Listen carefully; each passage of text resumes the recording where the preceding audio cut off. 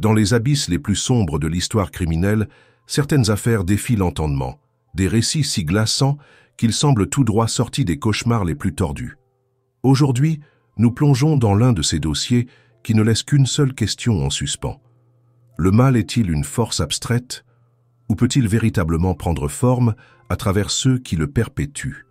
Entre rites occultes, coïncidences troublantes et une noirceur presque surnaturelle, cette histoire risque de hanter bien plus que votre curiosité. Shanae Van Heerden est née dans une tempête, pas celle qui gronde dans le ciel, non. Une tempête bien plus sournoise, plus insidieuse, un mariage en ruine, un foyer fissuré avant même qu'elle n'y pousse son premier cri. Son père, rongé par la jalousie, accusait sa mère d'infidélité. Sa mère, épuisée par ses soupçons incessants, n'avait plus qu'une idée en tête, fuir. Mais le destin, ou peut-être une ironie cruelle, en a décidé autrement. Juste avant de signer les papiers du divorce, elle a appris qu'elle était enceinte. Un contretemps de chair et de sang qui les a forcés à retarder l'inévitable. Dès sa naissance, Shanae a été traitée comme une erreur de calcul. Sa mère la regardait avec une froideur glaçante, comme si elle n'était rien de plus qu'un boulet, le dernier vestige d'un amour qu'elle voulait enterrer à tout jamais. Elle arrachait ses photos d'enfance, la laissait grandir dans un vide affectif, un silence aussi coupant qu'un rasoir. Puis, quand le mariage a volé en éclats, elle a pris ses 3 enfants sous le bras, Shanae y compris, et est partie refaire sa vie ailleurs, mais sans jamais leur offrir ce qui leur manquait le plus, un foyer digne de ce nom. Tous ont souffert de cette absence d'amour, mais Shanae, elle, a plongé plus profond que les autres. Très tôt, des signaux inquiétants ont émergé. Elle parlait sans cesse de la mort, traçait sur le papier des scènes macabres, dessinant des silhouettes démembrées avec une précision troublante. Mais le plus perturbant restait son soi-disant ami imaginaire, un certain Azazel. Jusque-là, rien de bien étrange. Après tout, les enfants s'inventent souvent des compagnons invisibles. Sauf qu'Azazel n'est pas un prénom sorti de nulle part. Il s'agit d'un démon mentionné dans le livre d'Enoch, un détail qui a fait frissonner ses parents, du moins ce qu'il restait d'eux.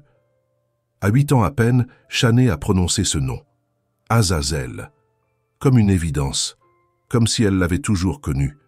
Mais comment une enfant aussi jeune aurait-elle pu entendre parler de ce démon, mentionné dans des écrits antiques, bien avant qu'elle ne puisse lire ou même comprendre ce genre de texte? Impossible.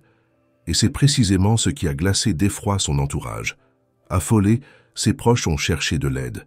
Un prêtre, une église, une tentative désespérée pour arracher cette obscurité qui semblait l'habiter. Mais Shanae n'a jamais aimé les foules. Elle les évitait autant que possible, convaincue que leur regard pouvait la transpercer, sonder son âme, voir ce qu'elle-même ne comprenait peut-être pas. Pourtant, ce jour-là, elle n'a eu d'autre choix que d'affronter une assemblée entière. Son propre grand-père l'a placée au centre d'un cercle, où les fidèles ont entonné des chants de plus en plus rapides, de plus en plus puissants, jusqu'à ce que son corps soit secoué de convulsions incontrôlables. Était-ce une crise de panique, une réaction à la pression, ou quelque chose de bien plus troublant? Peu importe la réponse. Ce qui est certain, c'est que cet exorcisme improvisé a laissé une marque indélébile sur la fillette. Une peur qui ne la quitterait jamais, une peur qui, bien loin de la libérer, a nourri ses cauchemars. Dès lors, Shanae a développé une obsession pour la nuit. Elle était persuadée que, dès que l'obscurité tombait, ses poupées prenaient vie. Alors, pour éviter qu'elles ne bougent, elle leur scotchait les yeux et les attachait fermement avec des cordes avant de s'endormir. Une précaution absurde, peut-être, mais terriblement révélatrice de son état d'esprit. Et son état n'a fait qu'empirer. À 10 ans, lors d'un séjour chez son père, elle a tenté de poignarder sa belle-mère, sans la moindre hésitation. C'est à ce moment-là que son père a compris que la situation lui échappait. Il l'a immédiatement conduite chez un psychiatre, qui lui a prescrit des calmants. Le traitement a eu un léger effet. Shanae s'est montrée plus stable, plus contrôlée, en apparence. Mais une autre ombre planait sur son existence, un événement qu'elle allait mentionner à plusieurs reprises plus tard. Un traumatisme qui, selon elle, a tout changé. C'est autour de cette période que son père a commencé à passer plus de temps avec elle. Il venait la chercher à l'école, l'emmenait chasser. Une activité anodine. Pas pour Shanae. Elle n'aimait pas seulement éliminer le gibier, elle adorait le découp. Observer le couteau glisser entre la peau et la chair, sentir la résistance des tendons, la douceur des tissus qui se séparaient. Elle ne s'en lassait pas, jamais. Très vite, elle a commencé à ramener en cachette des animaux morts chez elle, des rats surtout. N'importe quelle proie faisait l'affaire, tant qu'elle pouvait s'exercer à trancher. Une passion macabre, une addiction. Mais cette soif de sensation ne s'est pas arrêtée là. À 12 ans, Shanae a découvert quelque chose d'encore plus destructeur, les substances illicites. Un homme plus âgé, bien trop âgé, l'y a initié. Parce que oui, Shanae n'avait aucun ami de son âge. Trop étrange, trop sombre, trop différente. Alors elle s'est tournée vers ceux qui ne posaient pas de questions. Ce genre d'amis. Mais cet homme n'était pas seulement une mauvaise influence, il était bien pire. Un jour, sous l'effet de ces substances, il a profité d'elle. Un acte abominable, une nouvelle cicatrice, invisible mais profonde. Pourtant, Shanae n'a rien dit. Pas un mot à ses parents, pas de plainte, juste une rupture soudaine de contact. Comme si l'incident n'avait jamais eu lieu. La seule personne qui a entendu parler du probable abus, c'est sa sœur. Et bien sûr, le coupable n'a jamais été puni. Mais ce silence, ce mutisme, n'a rien effacé. Au contraire, cet événement a été comme une pierre jetée dans un lac déjà troublé. Les ondes se sont propagées, accentuant la folie grandissante de Shanae. Une folie qui ne faisait que commencer. À 15 ans, la vie de Shanae a pris un nouveau tournant. Sa mère est partie. Direction, Nouvelle-Zélande. Une décision brutale, presque chirurgicale. Elle a refait sa vie là-bas, trouvé un nouvel homme, et visiblement tourné la page sur ses propres enfants. Shanae et ses frères, relégués au rang de souvenirs encombrants. Ils n'étaient même plus une priorité, à peine une pensée fugace. Elle n'est jamais revenue les chercher. Abandonnée une fois de plus, Shanae a été confiée à son père et sa belle-mère, qui ont fait de leur mieux pour lui offrir un semblant de normalité. Mais voilà, ce qu'ils prenaient pour une simple crise d'adolescence cachait en réalité des abysses bien plus profondes. Ils pensaient que ça passerait. Ils se trompaient. Tout empirait. Et comme si le destin s'acharnait à la précipiter dans l'ombre, elle a rencontré un homme de 22 ans qui l'a attiré dans un univers encore plus troublant. Ce jeune homme et son cercle d'amis pratiquaient le satanisme, la magie noire, des rituels occultes, tout ce qui, d'une manière ou d'une autre, flirtait avec les ténèbres. Fascinée, Shanae s'est engouffrée dans ce monde. Elle n'avait que 16 ans. Rapidement, elle s'est tournée vers le culte vaudou, sous l'influence d'un mentor aussi cruel que mystérieux. Il ne se contentait pas de lui enseigner des pratiques ésotériques. Il la brisait, moralement, physiquement. Mais contre toute attente, cette phase n'a pas duré. À l'approche de ses 17 ans, Shanae a tout plaqué, un virage à 180 degrés. Du jour au lendemain, elle a quitté son petit ami, rompu ses liens avec ses cercles obscurs. Fini le satanisme, fini les substances. Elle voulait une nouvelle vie. Et c'est ce qu'elle a fait. Elle a décroché son diplôme, intégré un collège d'art et de design graphique. Son père, ce rock toujours présent malgré tout, a continué à l'entourer de bienveillance. Et enfin, ça a semblé fonctionner. Son état émotionnel s'est nettement amélioré. Pour la première fois, elle paraissait avoir un avenir. Elle s'est même trouvé un emploi de designer graphique, et pas n'importe quel emploi. Elle était douée, respectée, bien intégrée dans son équipe. Shanae avait du talent. Pour son entourage, c'était un soulagement, une renaissance, comme si après tant d'années de chaos, elle était enfin sur le point de devenir une personne normale. Shanae semblait avoir enfin trouvé sa place dans le monde. Une vie normale, un petit ami, un avenir prometteur. Tous ces vieux démons, enterrés, disparus, ou du moins, c'est ce que tout le monde voulait croire. Son père était ravi. Il la voyait épanouie, transformée en une jeune femme douce et équilibrée. Fini la gamine torturée, celle qui collectionnait les cadavres de rongeurs et pratiquait des rituels occultes dans l'ombre. Non, cette Shanae-là n'existait plus. Et personne n'osait évoquer son passé. Après tout, qui aurait pu croire une seule seconde qu'elle avait été cette adolescente dérangée? Qui aurait pu deviner ce qui dormait sous cette apparence parfaite? Mais il y en a toujours un pour poser les bonnes questions. Roy, le meilleur ami de Warren, le petit ami de Shanae. Un garçon un peu à part, persuadé qu'il pouvait voir au-delà des apparences, qu'il pouvait détecter l'essence des gens. Et il détestait Shanae. Pourquoi? parce qu'il voyait en elle quelque chose d'inhumain, un vide, une obscurité que les autres ignoraient, un mal qu'il ne savait pas expliquer, mais qui le mettait mal à l'aise à chaque fois qu'elle apparaissait dans son champ de vision. Évidemment, personne ne l'a prise au sérieux. Qui croirait un garçon qui prétend voir la nature profonde des gens? Warren lui-même n'a pas voulu entendre parler de ces avertissements absurdes. Shanae était parfaite, point final. Mais Roy n'a pas lâché l'affaire. Il avait remarqué un nom qui revenait sans cesse dans les conversations de Shanae. Norman. Qui était Norman? Son amant secret? Son ex? Roy voulait des réponses. Alors, un jour, il l'a prise à part. Il a tenté de la confronter, cherchant à comprendre. Mais la réponse qu'il a obtenue l'a profondément troublé. Norman n'était pas un homme, pas un amant. Norman était un ami imaginaire, un compagnon invisible qui l'accompagnait depuis l'enfance. Un détail qui à lui seul aurait pu sembler insignifiant si ce n'était pas un autre nom pour Azazel. Oui, le même démon dont elle parlait déjà à 8 ans.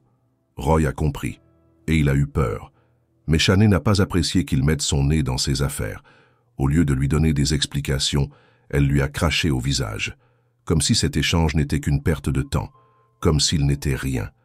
Et quelques jours plus tard, elle a brutalement quitté Warren, sans un mot, sans raison, disparue de sa vie, comme si leur relation n'avait jamais existé. Mais la suite allait être encore plus étrange. Lors d'une fête organisée chez Roy, alors que son histoire avec Warren touchait à sa fin, Shanae a croisé Martens van der Merwe, un homme de 24 ans, quelqu'un qui, à première vue, semblait aussi atypique qu'elle. Ils ont tout de suite accroché. Même goût pour l'étrange, même fascination pour l'obscur. Une connexion immédiate, presque instinctive. Et pourtant, Roy, ce garçon qui voyait à travers les âmes, n'a rien remarqué chez lui. Il n'a pas perçu ce que Martens cachait, un passé bien plus troublant qu'il n'y paraissait. Martens était né dans une famille respectable, entouré d'amour, d'éducation et de stabilité. Un garçon brillant, intelligent, promis à un bel avenir, mais rongé par quelque chose que personne ne pouvait voir, une maladie invisible. Depuis l'âge de 6 ans, Martens était hanté par des hallucinations, des visions cauchemardesques qu'il avait apprises à cacher aux yeux du monde. Et parmi elles, il y avait une créature, un dragon. Il était apparu dans son enfance, lui avait murmuré des promesses d'un pouvoir absolu. Le monde entier à ses pieds, mais avec un avertissement glacial. Un jour, je reviendrai le reprendre. Martens était convaincu d'être spécial. Pas juste différent, non, exceptionnel. Cette voix, cette créature qui lui était apparue dans son enfance, ce dragon qui lui avait offert le monde, ce n'était pas une hallucination, c'était un signe. Il avait une destinée supérieure, un pouvoir que les autres ne comprenaient pas. Mais pendant qu'il nourrissait ses pensées, ses hallucinations se faisaient de plus en plus violentes, plus pressantes.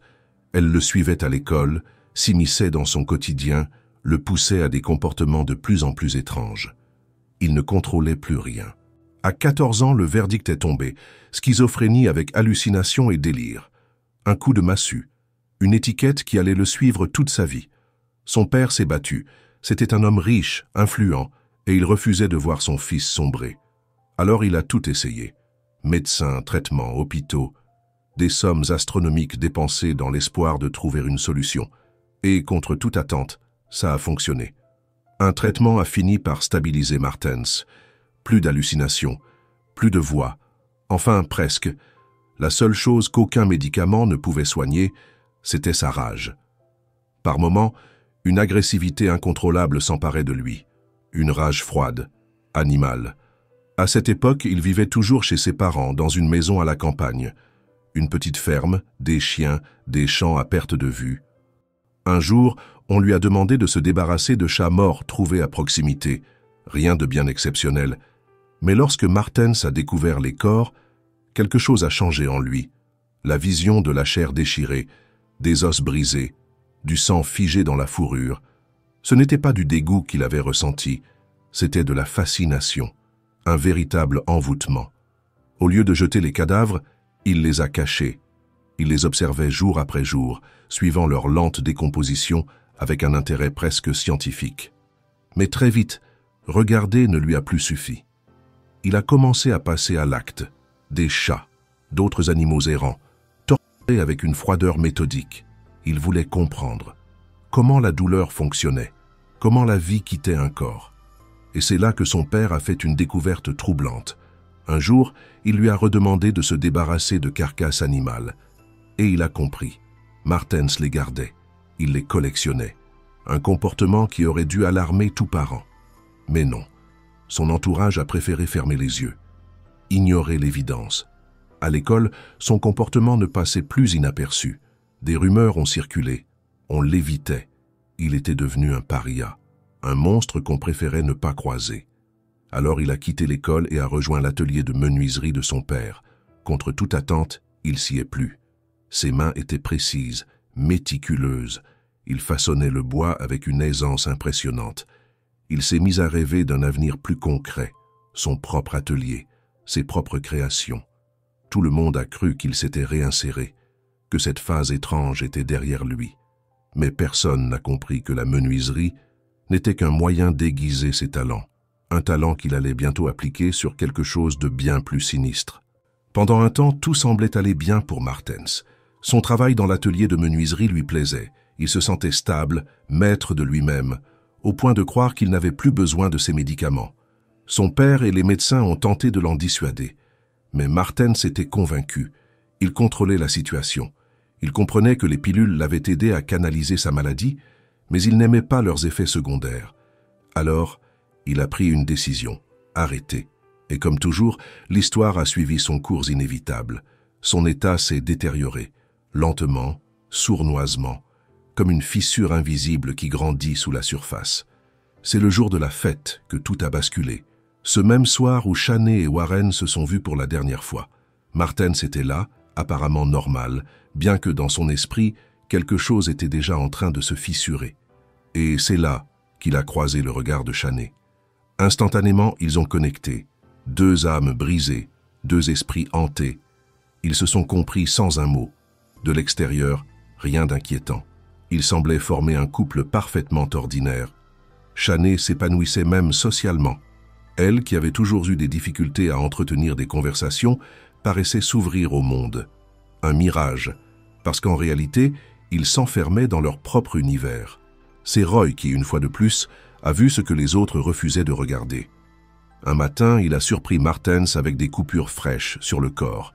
Quand il l'a interrogé, Martens a simplement haussé les épaules. « On a expérimenté des trucs au lit avec Chaney », a-t-il répondu d'un ton détaché. « Mensonge ou demi-vérité, peu importe. Ce qui est sûr, c'est qu'après cet épisode, tout a changé. Ils se sont isolés. Petit à petit, ils ont coupé les ponts avec leur entourage. Ils ne parlaient plus à personne. Leurs intérêts étaient très loin des préoccupations habituelles des jeunes couples. Ils ne rêvaient pas de voyage ou de carrière. Ils rêvaient de meurtre. D'abord, les animaux. Un jeu macabre où ils prenaient plaisir à traquer, éliminer, écorcher. Martens, méticuleux, étudiait la chair humaine en imaginant l'angle parfait pour la découpe. Chaney, obsessionnel, rêvait d'arracher la peau, centimètre par centimètre. Et bien sûr, il ne s'arrêtait pas là. Le satanisme, le vaudou, les tueurs en série, leur fascination grandissait, leur soif de sang s'intensifiait. Ils n'avaient plus qu'un seul objectif, éliminer quelqu'un.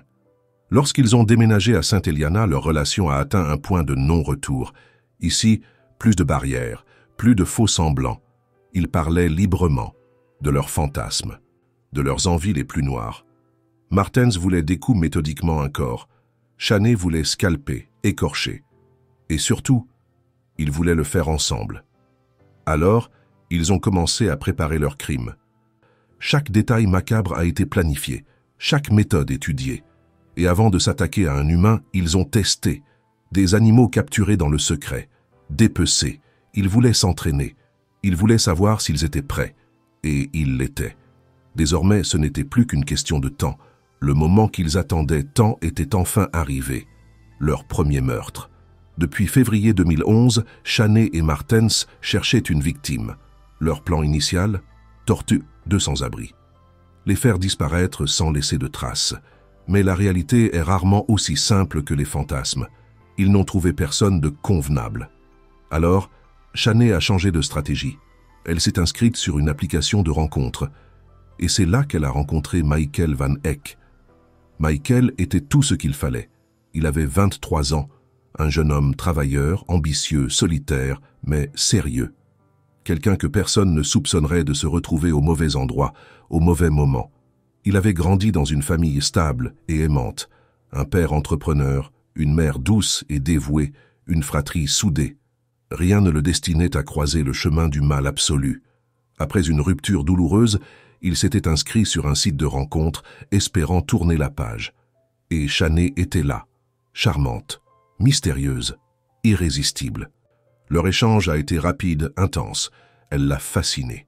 Puis elle lui a proposé un rendez-vous, mais pas n'importe où, au cimetière. Un signe? Un test? Peu importe. Michael a accepté. Le 2 avril 2011, Michael était d'humeur légère. Il venait de recevoir son premier salaire.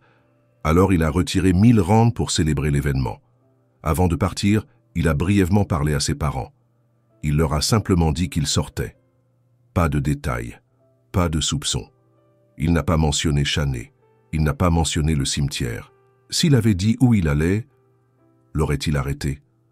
À 21h pile, Michael a garé sa Peugeot 207 argentée à l'entrée du cimetière. Il a attendu. Shanae, comme toujours, avait tout planifié. Dans son sac, le couteau qu'elle utilisait pour éliminer des chats, une grande couverture, du vin, de la corde, d'autres couteaux, des bougies. Ce soir-là, elle était en retard. Michael a sans doute hésité. Attendre, partir. Mais quand il l'a vue arriver dans sa robe blanche, il a oublié toutes ses inquiétudes. Cette nuit-là, Shanae était sublime. Son apparence soigneusement travaillée cachait une noirceur insondable. Et Michael, lui, n'a rien vu venir. Sans le savoir, il marchait vers sa propre fin, entraîné par une femme qu'il croyait fascinante, envoûtante. Elle l'a conduit dans la partie la plus reculée du cimetière. Là, tout semblait presque romantique. Un verre de vin, une couverture, un piège. Ils ont trinqué. Un dernier toast à une vie qui touchait à sa fin. Et puis, sans prévenir, Shanae a frappé. Un couteau a jailli de sa main, un éclair d'acier. L'ambiance a explosé en une tempête de violence. Mais ce que ni Shanae ni Martens n'avaient anticipé, c'était que Michael allait se défendre. Et il s'est battu. Loin de la victime passive qu'ils avaient imaginée, Michael a riposté avec une force inattendue. Il connaissait le combat. Sa ceinture noire de karaté n'était pas un simple trophée. Il frappait, esquivait, luttait pour sa survie. Mais ils étaient deux prédateurs. Shanae s'est acharnée sur lui avec encore plus de violence. Un deuxième couteau, des assauts répétés. Puis Martens a rejoint l'attaque. Les lames ont percé, déchiré, tranché. Michael s'est battu jusqu'au bout. Mais la furie des coups l'a peu à peu vidé de ses forces. 30 coups de couteau, 30. Son corps a cédé, il s'est effondré. Son souffle s'est fait plus faible. Puis plus rien. Le silence. Le couple s'est figé un instant. Puis, comme s'ils exécutaient un rituel longtemps attendu, ils ont commencé à découdre leur trophée. Shanae n'avait jamais été aussi excitée. Elle a pris son temps. Avec une précision troublante, ils ont sectionné le bras droit, puis la jambe gauche, juste sous le genou. Enfin, la décapie. Michael n'était plus qu'un puzzle morbide. Ses membres ont été rangés soigneusement dans les sacs qu'ils avaient prévus à l'avance. Ils s'étaient préparés. Ils savaient exactement ce qu'ils allaient faire. La seule chose qu'ils n'avaient pas pris le temps de faire, c'était enterrer proprement ce qu'il restait de lui. Ils ont recouvert le torse à la va-vite, avec quelques feuilles, des branchages, comme si ce n'était rien. Puis, ils sont partis. Il fallait rentrer chez eux. Et quoi de mieux que la voiture de leur victime? Ils ont pris le volant de la Peugeot argentée. Martens était incapable de se concentrer. Son cœur battait à une vitesse affolante. L'adrénaline, l'excitation, l'horreur. À mi-chemin, il a craqué. Ils se sont arrêtés. Le silence dans la voiture était pesant. L'odeur du sang imprégnait leurs vêtements. Le poids du crime pesait sur leurs épaules. Puis, comme si tout cela était un simple détail, Martens a repris la route. Arrivés chez eux, ils ont planqué les sacs contenant les restes de Michael. Mais il fallait encore se débarrasser de la voiture. Alors Martens a pris le volant une dernière fois. Il a roulé jusqu'à un autre quartier, loin. Puis, il a laissé la voiture déverrouillée, clé sur le contact, espérant qu'un inconnu la vole, espérant qu'un innocent se retrouve accusé à leur place. Ils pensaient avoir commis le crime parfait, mais ils allaient très vite découvrir à quel point ils avaient tort. 3 avril 2011. Le soleil venait à peine de se lever sur Welcome, Afrique du Sud, quand un employé du cimetière a remarqué quelque chose d'étrange. Une tombe fraîchement creusée. Mais il y avait un problème. Il n'avait pas creusé cette tombe. Intrigué, il a immédiatement alerté son supérieur. Les 2 hommes se sont approchés. Et là, le malaise s'est installé. Une flaque de sang. Un t-shirt ensanglanté abandonné dans les buissons. Sur le sol, d'autres traces rouges. Comme un sentier invisible menant au pire des scénarios. Quand ils ont regardé à l'intérieur du trou, leurs pires soupçons ont été confirmés. Des restes humains. Sans attendre, ils ont appelé la police. Pendant ce temps, à quelques rues de là, plusieurs passants ont signalé une voiture abandonnée dans un parking isolé, une Peugeot 207 argentée. Quelqu'un l'avait laissée là, à la hâte, sans prendre la peine de la fermer. Sur le coffre, des empreintes. Mais pas n'importe lesquelles. Des empreintes ensanglantées. Quand la police a relevé les plaques d'immatriculation, le nom du propriétaire est tombé. Michael Van Eck, 23 ans. Les enquêteurs se sont immédiatement rendus chez les parents de Michael. Sa mère a ouvert la porte. Elle était loin d'imaginer l'enfer qui allait s'abattre sur elle. Michael, il est parti travailler ce matin, sauf que son employeur n'avait vu aucun signe de lui. Alors qu'il l'interrogeait, un homme ivre a tenté de voler la Peugeot abandonnée. Rapidement arrêté, il a clamé son innocence. Il ne savait rien de l'affaire. Mais son témoignage a confirmé une chose. La voiture était restée garée près du cimetière toute la nuit. Et justement, une tombe suspecte venait d'y être découverte. La police a alors demandé à la mère de Michael de les accompagner sur place. Lorsqu'ils sont arrivés, elle a tout de suite vu le t-shirt ensanglanté. C'était celui de son fils. Puis, l'horreur a atteint son paroxysme. Sous quelques centimètres de terre, de feuilles et de branchages, le corps muti d'un homme sans tête, sans bras, sans jambes, a été découvert. C'était Michael. Sa propre mère l'a identifié. L'autopsie a révélé l'impensable. Michael s'était battu avec acharnement. Mais 30 coups de couteau plus tard, il n'avait plus eu la moindre chance. Son corps avait été décousu après sa mort. Et pas n'importe comment. Avec une précision terrifiante. Les enquêteurs en ont conclu une chose glaçante. Les tueurs savaient ce qu'ils faisaient. Ils avaient de l'expérience dans la découpe de chair. Mais qui étaient-ils? Il n'y avait aucun indice direct sur la scène du crime. Alors, la police s'est tournée vers le téléphone et l'ordinateur de la victime. Et là, ils ont trouvé un dernier numéro. Un contact récemment enregistré. Un appel fait juste avant la disparition de Michael. Un numéro qui cachait un nom. Celui de Shanae Van Heerden. Pendant des heures, la police a essayé de joindre ce mystérieux numéro. Pas de réponse. Jusqu'au lendemain matin, une voix féminine a enfin décroché. Mais plutôt que de l'accuser directement, les enquêteurs ont tendu un piège. Ils ont prétendu qu'une jeune femme avait eu un accident de voiture et qu'ils avaient retrouvé ce numéro dans le téléphone de la victime. Ils avaient besoin d'une identification. Shanae est tombée dedans. Elle s'est rendue au poste sans la moindre méfiance. Pire encore, elle est venue accompagnée de Martens. Les 2 monstres sont entrés d'eux-mêmes dans la gueule du loup. Dès qu'ils ont mis les pieds au commissariat, les menottes ont claqué. Ils étaient sous arrestation, séparés, interrogés chacun de leur côté. Et bientôt, toute l'horreur de leur crime allait être révélée au grand jour. Pendant que Shanae et Martens étaient interrogés séparément, une équipe de policiers a obtenu un mandat de perquisition. Direction, l'appartement du couple. Dès qu'ils ont franchi la porte, un frisson glacial les a parcourus. Les murs. Ils étaient couverts de dessins terrifiants. Des visages mutis, déformés, des bouches cousues, des yeux creux. Shanae s'y représentait elle-même, lacérée, défigurée. Ces dessins hurlaient sa folie, mais ce n'était que le début de l'horreur. En fouillant plus profondément, les enquêteurs ont mis la main sur les journaux intimes de Shanae. Chaque page dégoulinait de monstruosités, des plans de torture, des idées de meurtre, des scénarios d'une violence inouïe où elle détaillait comment elle rêvait d'éliminer. Puis, parmi les objets du couple, ils ont découvert quelque chose de plus concret. Des effets personnels de Michael, ses lunettes, son portefeuille, une partie de son premier salaire. Il n'y avait plus de doute. Michael avait été exécuté ici, dans ce repère de l'horreur. Mais ce qu'ils allaient découvrir ensuite allait les marquer à vie. Un à un, les indices les plus sordides ont émergé. Des cadavres d'animaux en décomposition, des artefacts sataniques, des objets rituels macabres. L'appartement n'était pas qu'un simple lieu de vie, c'était un temple du mal, un sanctuaire consacré aux ténèbres. Les policiers en étaient désormais convaincus. Chaney et Martens n'étaient pas de simples meurtriers, ils étaient bien pires. Mais la pire découverte attendait encore les enquêteurs. Ils ont ouvert le réfrigérateur, et là, l'horreur absolue. La tête de Michael, emballée soigneusement. À côté des sacs contenant ses autres membres, ils ont fouillé encore plus loin. Non loin de l'appartement, ils ont trouvé un autre charnier. Dans une fosse peu profonde, enterré avec des chats morts, un bras, une jambe. Martens n'avait même pas cherché à cacher sa signature morbide.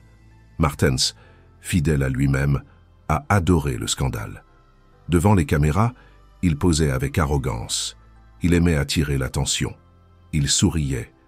À chaque apparition, il lançait des phrases provocantes, savourant l'horreur qu'il inspirait. Chaney, en revanche, restait silencieuse, discrète, dans l'ombre. Mais ce silence cachait une folie encore plus profonde. Alors qu'elle était en détention, son père a voulu la voir. Il espérait une explication, peut-être un soupçon de remords dans les yeux de sa fille, mais la réponse qu'il a obtenue l'a brisé. « Oui, papa, j'ai aimé éliminer ce garçon. J'en rêvais depuis l'enfance, un aveu glacial, prononcé sans émotion.